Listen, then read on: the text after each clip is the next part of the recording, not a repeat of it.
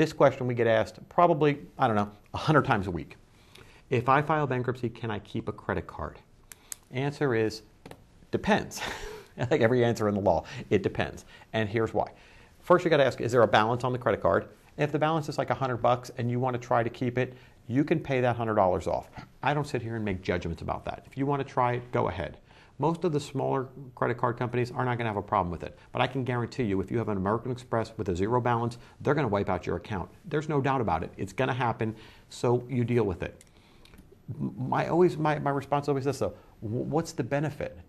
What's the benefit to you? Well, I've had my Pennies card for 20 years. Okay, Pennies still takes cash, and they take debit cards, and they'll take pretty much drachmas. If you're going to buy something there, they'll figure out a way to take a check, I'm sure.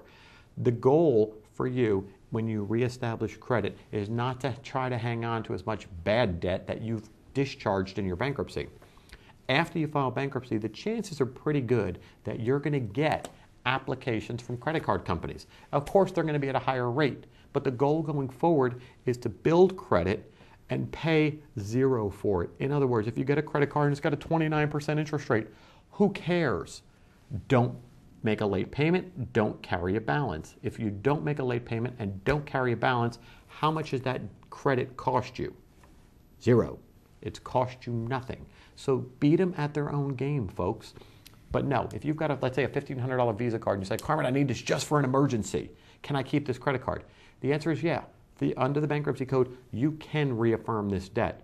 But why? I would rather have you, instead of paying $1,500 to pay that credit card balance down, pay the $1,500 to yourself after the bankruptcy, put it in a savings account, now it's protected. You have no creditors coming after you. You've got a $1,500 reserve balance.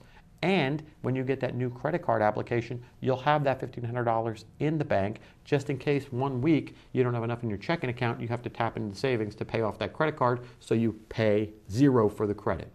And you'll be rebuilding your credit with a new open account or a line account on your credit on your credit report. It's called the furnisher put together a line. I forget the name of it is offhand. Anyway, so the answer is yes, you can keep a credit card, but there's no good reason to.